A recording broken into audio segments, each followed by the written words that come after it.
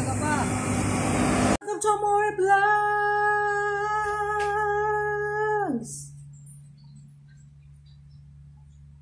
So what's up mga kapatay gutom? So bumili na nga tayo guys ng ng ating kutsilyo, set ng knife guys. So murang-mura lang itong bili natin sa set ng knife natin.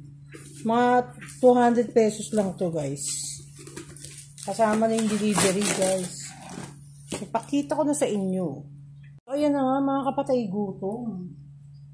So ito na nga yung ating bagong kutsilyo na binili natin sa in-order lang natin sa Lazada to guys kasi talagang wala na tayong magamit na mga kutsilyo guys. So ito yung lalagyan niya.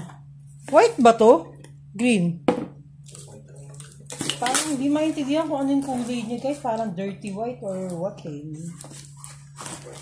Tsaka mga panyan eh. Yung original, yung ano yan. Standard.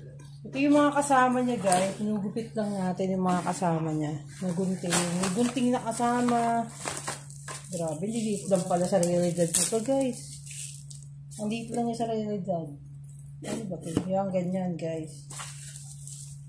Grabe, ganito lang pala siya guys. Yan, ganyan. Kala ko kalaki-laki guys. Hayaan na natin siyang ganyan. Ang ganyan siya guys. Tapos may kasama lang siyang gunting. So, ganyan. So, gusto niyo subukan na natin kung gaano siyang kung gaano siyang katalas. Pakalapon nga mahal.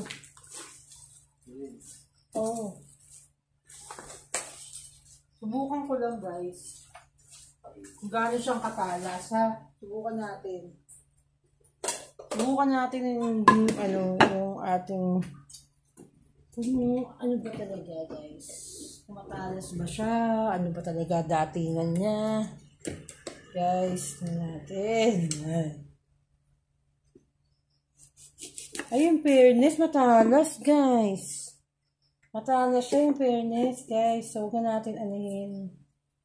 So, yun na. Matalas siya, guys. Sinubukan natin matalas.